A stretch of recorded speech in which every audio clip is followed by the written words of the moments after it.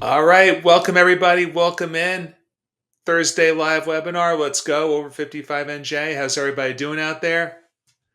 So, for those who are new to our group, my name's Robert O'Keefe. I'm the creator of Over 55 NJ. And what we do is we help people make educated decisions with their downsizing needs, whether that's answering their questions, whether that's playing moves out of state, playing moves within New Jersey. We kind of take care of you and consult you from soup to nuts. And we have a saying in our company, you probably heard it before, that great real estate planning is done in advance. So we welcome you to reach out well ahead of time of your move, and this way we can really plan ahead for you and help you make the best educated decision. I was speaking to a lady last week, and she said she's probably a year or two out from her move. She's a planner, and then she talked about her brother who moved right away, and she couldn't understand it. But either way, if you're looking to move right away, that's great. If you're looking to move out 2 years, maybe you don't even have a time frame, we would love to hear from you and answer all your questions. So we welcome you to get in touch. You can always reach out to us on Facebook Direct Messenger. We communicate pretty frequently with our audience from there. Email is great too, over55nj@gmail.com. Or if you just want to schedule a time to talk, you can always call us. But probably the best way is over55nj.chat, and we can lock in a time for you. Again, clearly no pressure and no hassle phone call where we just answer your questions and just go over your individual situation. So that's a perfect lead into what we're going to be talking about today. This is one of my favorite topics. And the topic today is asking the right questions and analyzing all the data that goes into making a high level decision like this. So, one of my favorite topics is data and also real estate technology. I'm very tech savvy. We're very tech savvy as a team.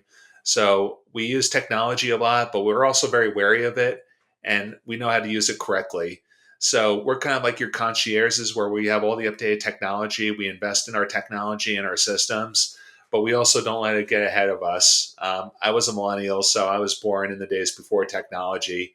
It's just crazy to think that some generations after ours never knew what the world was before the VCRs, the blockbuster runs. I was reading an article that there was this famous video game that we used to rent, when we were kids, and the video game was made to be purposely difficult, so you could just keep re-renting it from Blockbuster. So that's the world I grew up in, and I'm kind of, long story short, I went on a tangent there, but very wary of technology and its limitations and how it could provide some wrong data and what they call it these days is misinformation when you're making the right decisions. So one of the things we'll talk about is Zestimates in Zillow. And I just want to poll the audience. How often do you check Zillow? Maybe you're going to your friend's house and you check the Zestimate. Maybe you go and check what they paid for what they paid for their house. There was like a quip that someone I was watching reality TV. I'm a big reality TV fan. Me and my wife love to watch it, but there was this woman that was saying, "I Zillow everything." So she goes, "If I'm going to someone's houses, I look up their home on Zillow. I find out what they paid, what their estimate is." I wouldn't recommend doing that. That's kind of strange, but the data's out there. Long story short, the data's out there, and then this data is public, so it's very interesting. Um, so Zillow can only go so far. Zillow, we use it in a lot of cases. We use it to promote our listings. They have a lot of great information, but the information is very limited in size. And the reason that is they just try and cover a huge scope of data. I think they're international now. They're everywhere in the United States for sure. I know they were in Canada last time I checked, but I'm pretty sure now they're international. And I was listening to the founder of Zillow on a podcast. It's very interesting, like how he named Zillow. Pretty interesting. It's on the Tim Ferriss show if you're interested. And pretty much his vision is to create to kind of like democratize the data, create like a wide source of data, and to get people coming back to the site. And so one of the crazy things he did, and which was a great idea, was he wanted to have like an aerial view of a neighborhood with the values on the roof. So if you ever look on Zillow, if you ever look on a neighborhood, you can just kind of scan through and just move your mouse across the screen and see the values on the roof of a house. So that's all very intentional to get the customer coming back and to keep checking your estimate. You're going to see this pattern across many different social media sites. I have a friend that works at Meta, also known as Facebook, And basically, his whole strategy and like his whole, he says the whole company's strategy is to get people just coming back to the website, people spending time on the website.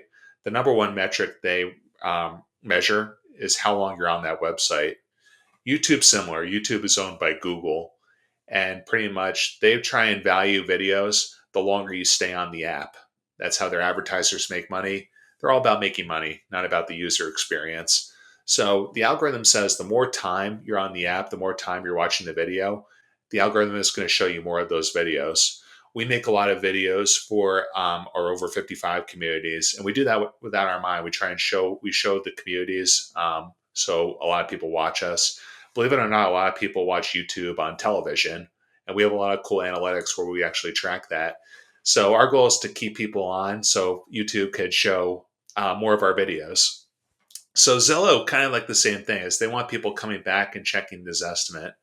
Now, where they go short is they can't cover a huge array of data like this. Sure, they can get a lot of visitors to their site. One of their main methods of making money is to sell agents like myself leads.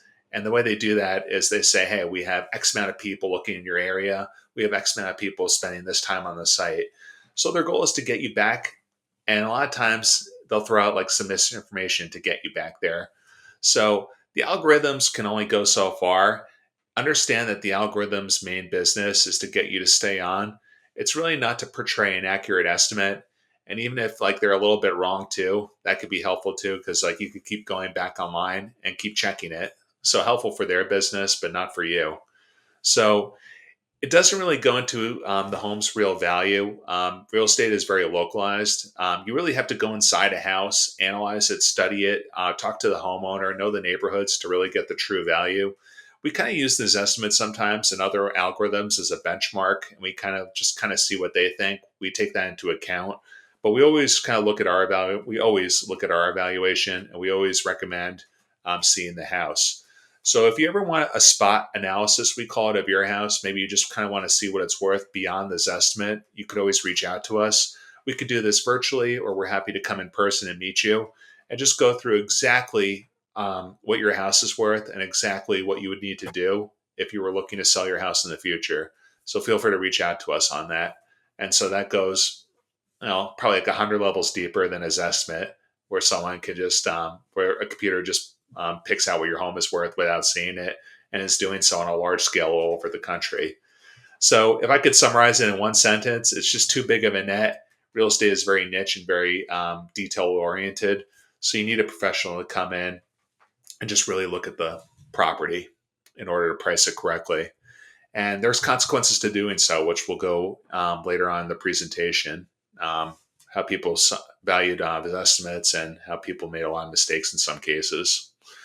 The second myth is every home you see is available online.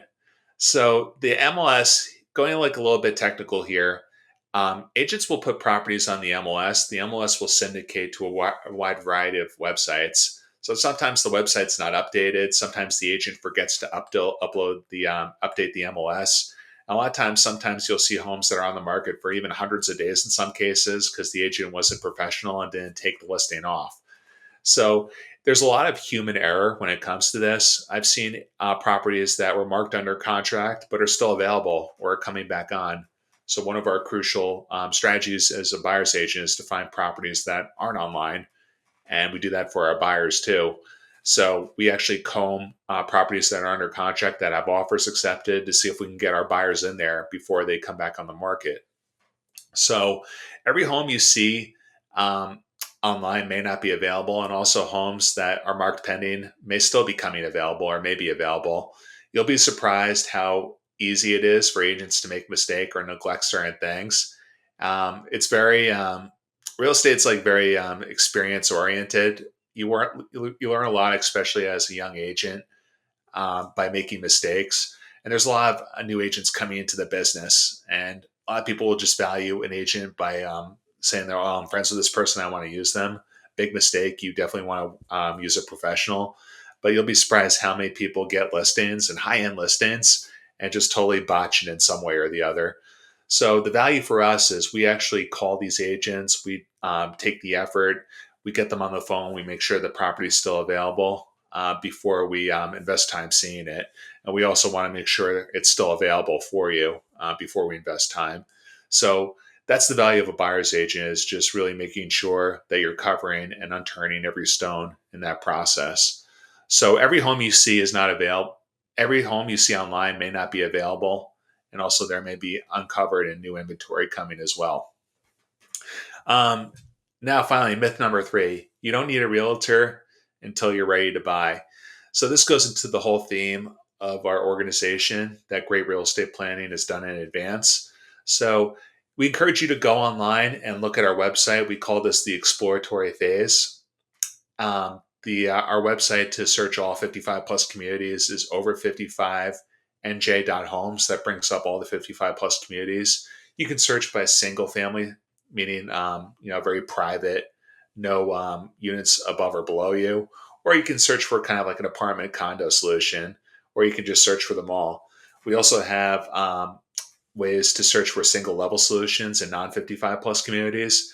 So we encourage you to go online and surf the web. This is one of the best things technology is used for, is this exploratory phase. Back in the day, you would have to get in my car. I would give you a big book, literally a big physical binder of homes that are available. But now you can literally view hundreds of homes online and just make a really educated decision. And some people search online. We call it a national pastime in some cases. A lot of people look at real estate online. So our website's great for that. You can set up search alerts. You can favorite homes. And you don't need a realtor until you're ready to buy. But the way we approach this niche and the way we approach it and serve you is we're kind of like your concierge until you're ready to buy. So like I said, we're a no pressure and no rush company. You can reach out to us ahead of time and really ask us any questions. And we kind of like leverage a human along with leveraging technology. That's where I think our company excels, is basically you can use us with the technology to make a really strong educated decision in a completely no pressure environment. So long story short, we recommend you getting in touch soon and getting in touch early and asking as many questions as possible. Now, the next thing we're going to go into is the theme is the local expert advantage. So the portals, like I say, cover a very large scope, a very large net. Real estate is extremely localized. So I was just speaking to a customer. He was moving with his family to Atlanta from New Jersey. Basically thought New Jersey was kind of expensive right now, wanted a little bit warmer weather, wanted a little bit more affordable pricing. Now, I've only been to Atlanta once. Very nice there, but I don't know anything about Atlanta, the neighborhoods. Um, think about Atlanta and all its neighborhoods. From what I heard, there's just so many different neighborhoods, and it just varies widely. So I hooked him up with a local agent with 20 years experience, probably 40 years experience, actually. She's been living in the neighborhood for 20 years. Think about the advantage he has compared to just looking online and just like putzing around online. Absolutely amazing. She picked him up from the airport. She sat with him. She reviewed all the all the neighborhoods, kind of like priced everything out for him. And think about like what a local advantage that is. So that's kind of like a cool example of how we can just set you up even if you're moving out of state. And just think about like there's only so much you can learn online. You're always going to make a higher educated decision just talking to a person and talking to a local expert. Quick story too is when I moved into my house, I was looking to buy a refrigerator, and there's just so much information online. It's just overwhelming.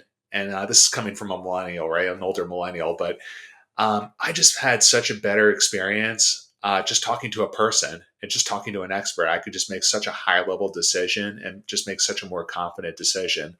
So what you want to find is you want to find that local expert. We do specialize in New Jersey and Monmouth Ocean counties. We do go all over New Jersey, but we're based here in Monmouth County. And we could just make you we could just kind of like cut through so much red tape and so much work for you by just going over the communities and basically helping you make that educated decision.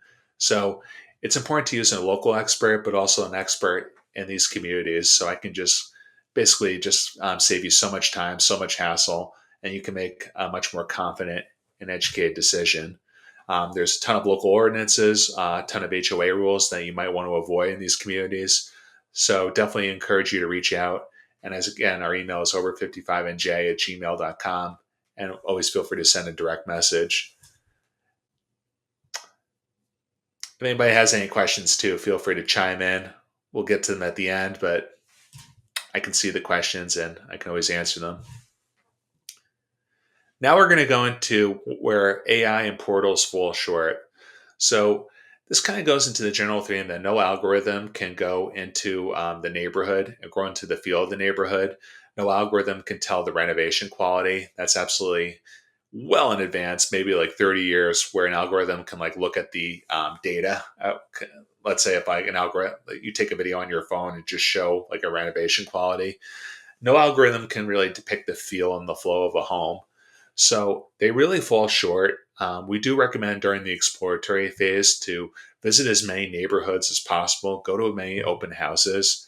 There's this one client we were helping move in Jersey City, and she wanted to try out a new area of Jersey City. She was downtown. And I said, well, go there on the weekends and really get a feel for it. Maybe go to an open house if there is one, but go check out the coffee shops, drive around, and just get a feel of it and just kind of see if you're comfortable with it. Jersey City has many different neighborhoods. So no algorithm can do that. No algorithm can really just tell you how something feels, or no algorithm can really. They try and like be as humanistic as possible, but they're not human.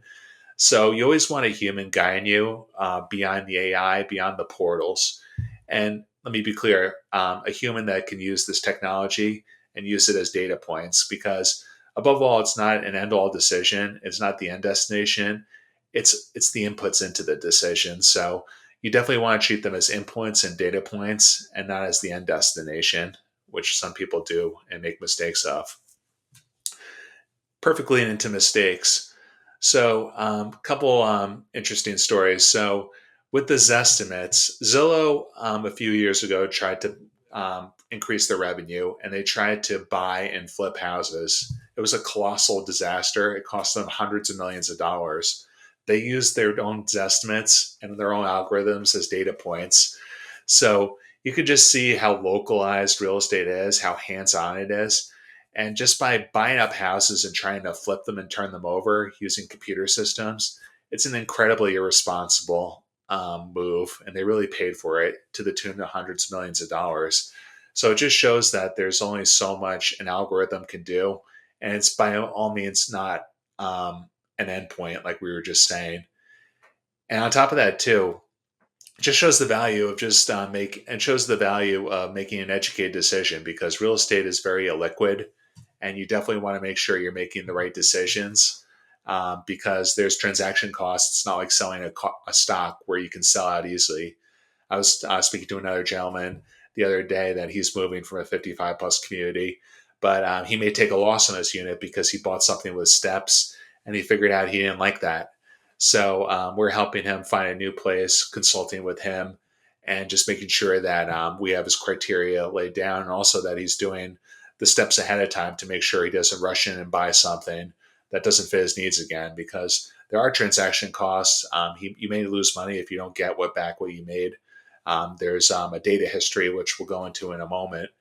But you definitely want to make sure you're buying right, and you definitely want to make sure you're buying smart ahead of time. Now, another humorous story is well, before I end with that one, I just want to go into another story with the data points.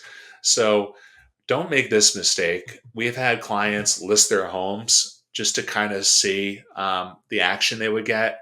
But whenever you list your home, let's say it's on the Zillow or Realtor.com or like really much anywhere, Zillow in particular will have a digital history of your home.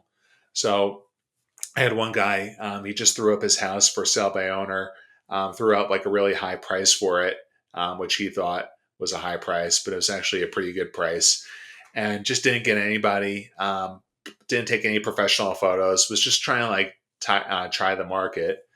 But lo and behold, he couldn't sell it, so he called me. He's a longtime client of mine. He just kind of likes to try things, and we did get it sold for him. But we experienced a lot of resistance based on the digital history. So a lot of buyers actually came to us and said, "Hey, I saw the home was for sale 3 weeks ago." And I said, "No, it wasn't. I said, really?" And then like I looked it up and said, "Oh, he put it up on Zillow." So every time you list your home, Zillow will take a digital history of your home. So when you go to list, you want to make sure it's done right and done correctly. And one of the buyers was pushing back on us saying, like, "I thought you were trying to get 750K for the home, but you couldn't get it. So I'm going to try and offer this." So buyers will try and leverage that to their advantage. Some buyers will do so methodically, and some just don't even know. And from that standpoint, too, the algorithm doesn't know. If you're just putting it up there for a day just to kind of just test the waters, the algorithm doesn't know that. And good luck getting in touch with Zillow and just telling them that. They never pick up the phone. They're not very responsive. So you definitely want to make sure and treat it like the senior prom. That when you want to go, you want to make sure everything is correct, everything is right, and everything's perfect. And don't just put it up there and don't tinker with things. That's another thing with the algorithm too, and why it's inaccurate is you can update your home's value. You can list your home, and Zestimates will. Let's say if your home's worth 500K and you put it up for 700K, the Zestimate could take that into account and boost up your Zestimate and boost up other estimates in the area. So nobody really knows. A quick disclaimer: nobody really knows what goes into it, but I've seen homes estimates go up just for that reason, which is completely inaccurate and just shows the errors and the inaccuracies of estimates. So you definitely want to be careful there when it comes to listing homes and trusting what Zillow says. Another story too is I was recently pricing out another customer's house, and this estimate was over like 1.7 million compared to the 1.1 that I believed it was worth, and just completely inaccurate, completely giving false hope, and just completely all over the place. So this goes back to dealing with a professional, taking into account the data, and just making sure that everything's correct. Now, we'll end on one funny story. Spencer Raskoff was CEO of Zillow at one time, and his estimate, he actually sold his house for 40% less than what his estimate was. So it just kind of goes into kind of the inaccuracies of estimates, and it goes into the publicity and the public nature of his estimates too, that nobody's shielded from it. And it's all out there for everyone to see. But kind of a humorous story that his sale price was 40% less than what his estimate was. If you want to look it up and just check it out, it's pretty funny. Now, we'll end on a call to action. So we definitely invite you to, or a challenge, if you will. We definitely invite you to reach out to us. You can do so on over55nj.chat. If you want to kind of get like a spot analysis, we call it, of what your home is worth. Like I said, we can do that on virtual or also in person. And you can just kind of get a feel for what you can liquidate. We'll actually do a liquidation analysis for you, what you're actually going to net from your home, not just the selling price. And you can use that as like a benchmark and a planning outlet for your future resale of your home. We do that very often. Sometimes do that, like I said, 1 year, 2 year in advance. We do equity checkups too for all our customers. So if you want a complimentary equity checkup, we'll give you a feel for what your home is worth. We can do it over the computer. You can list out all your selling points. We can give you a benchmark from there, and then just help you from there as well. Practice we recommend is tracking your net worth. I got this from the One Thing book, that people that continuously check their net worth see it go up. What gets measured gets managed. So we have a spreadsheet where you can check yours, and pretty much you can take that valuation of your home, look at your equity, what you have in the home, and plug it into that spreadsheet so you have a benchmark of what your net worth is. And you'll be surprised how aggressive the buyers are today and what people would pay for the home. We're listing a property in Wayne, New Jersey, going way up at the top of our price point. The homeowner thought it was worth in the 500s. We're going for the high fives, and we believe it's going to trade into the sixes. So you'll be surprised what your home is worth and what someone's going to pay in this environment, this low inventory environment. So we encourage you to reach out.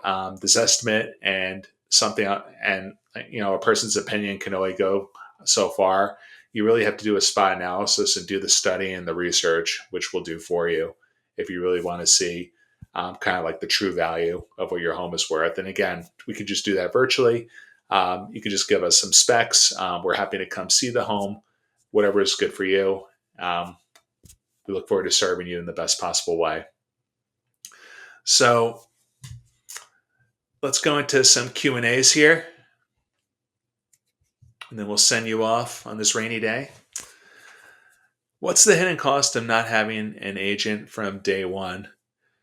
I think the hidden costs really just went into what I was describing with just the digital history. So if you put a home on the market, you pretty much Zillow will recognize that as the home being listed before and not selling. But the hidden costs on the buy side is obviously just time, just doing a lot of research yourself, calling all the agents individually, not getting callbacks, trying to schedule appointments. It's a lot. And especially with our knowledge and our niche focus, we can save you a lot of time and help you make a much more educated decision there. There's so many people that have buyer's agents just for good reasons. In New Jersey, if you hire a buyer agent, you can just see the whole inventory. So you could just work with us as your one point of contact, and we can schedule into everything. You'll be surprised how hard it is to get in touch with some agents, how agents never pick up the phone. So if you don't have an agent, if you don't have a buyer's agent, you'll be calling all those people yourself and just trying to get in. And then also on top of that, now with the new rules, you would have to sign a buyer agency agreement anyway. So the cost is a lot of time, a lot of hassle, and a lot of headaches for a completely unnecessary benefit.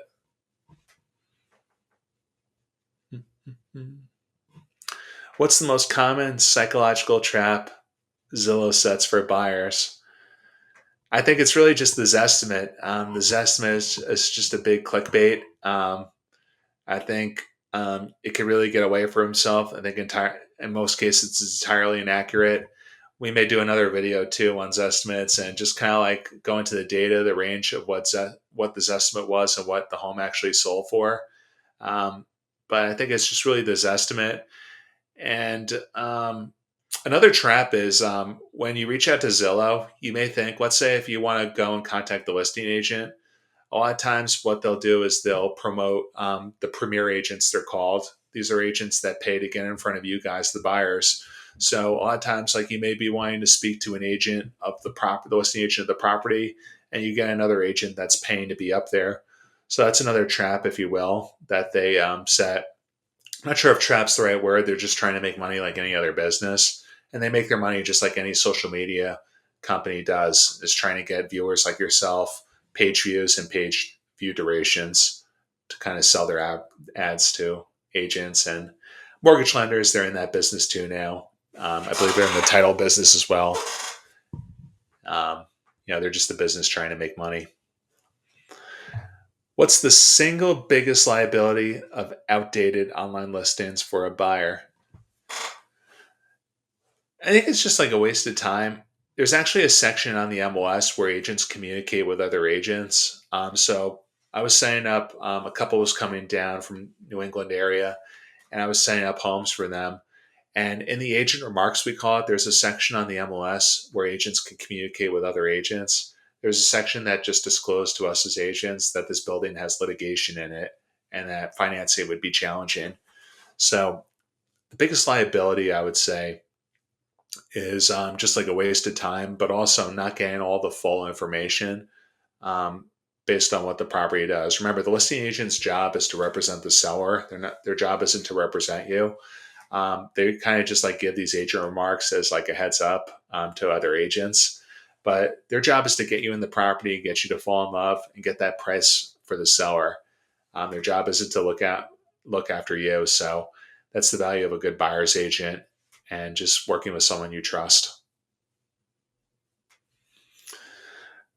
What's the one question every buyer should ask themselves before trusting online data? So great book about Amazon, working backwards. Basically, Amazon has these high-level meetings where you read a memo before a meeting. They believe in memo over PowerPoints because you can absorb a memo on such a higher level than a sales presentation, We actually do this for our customers too, where we send out detailed email memos before we call and discuss. That way you can just read everything and have a very high level knowledge with an FAQ, and just have a much higher level conversation.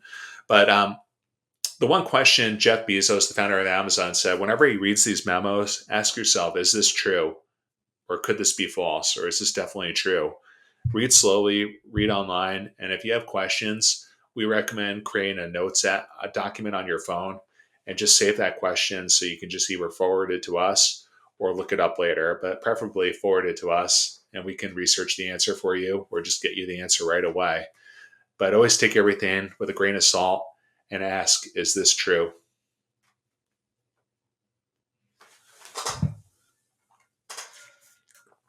Which local ordinance most commonly surprises online savvy buyers? Which local ordinance most commonly surprises online savvy buyers?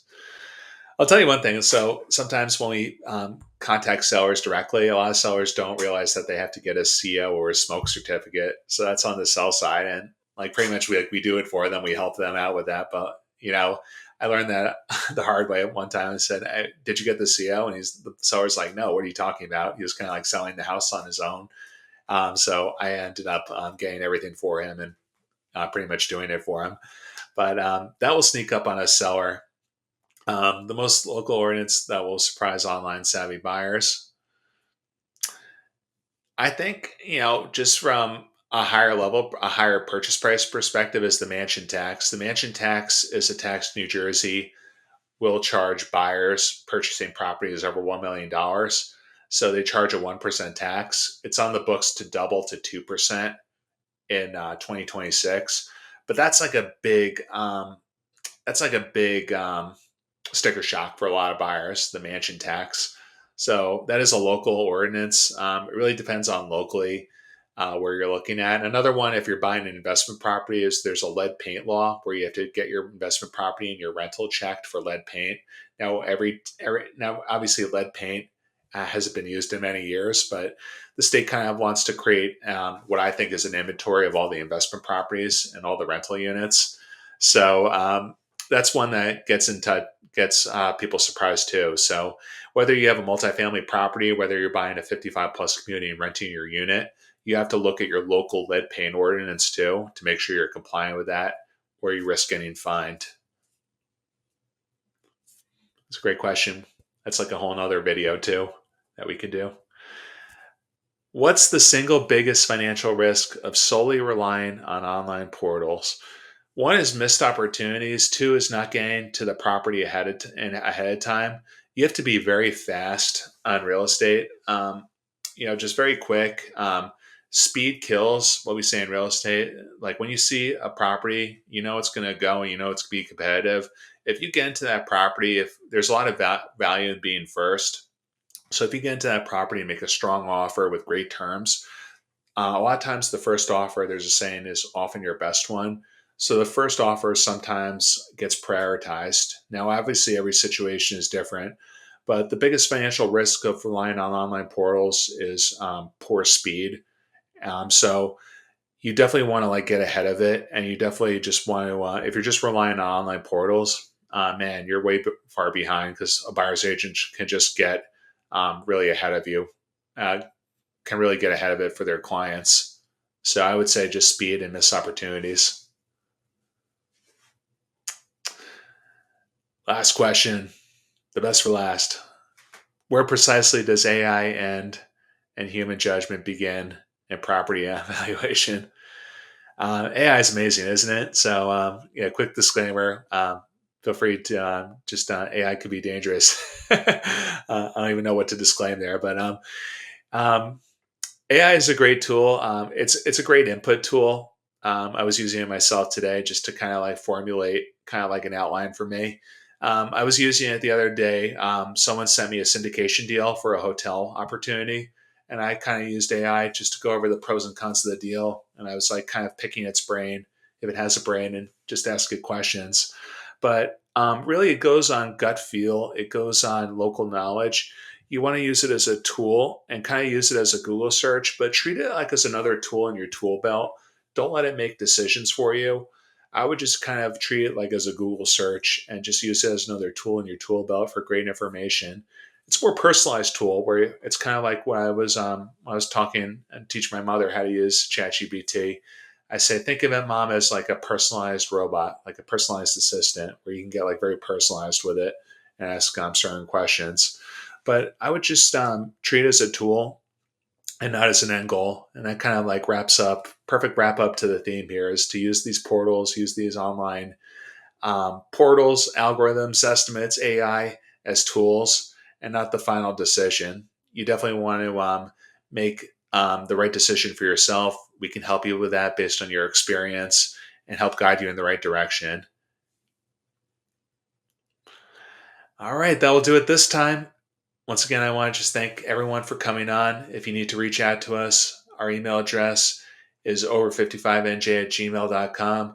Keep the questions coming. We use these questions as a baseline and as inspiration, if you will, to make these videos for you. We'll be back online next week, Thursday at 11 o'clock. Feel free to get in touch anytime. Like I said, over55nj@gmail.com. Send us a direct message or set up a time to chat at over55nj.chat. And then you can also search all the homes. That's probably the first place most people start is our website at over55nj.homes. You can see the entire 55 plus community inventory.